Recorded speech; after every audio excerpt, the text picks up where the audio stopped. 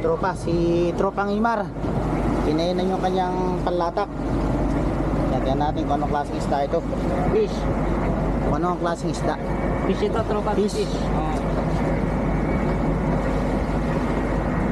Okay, dilawan o tulingan? Pakoy.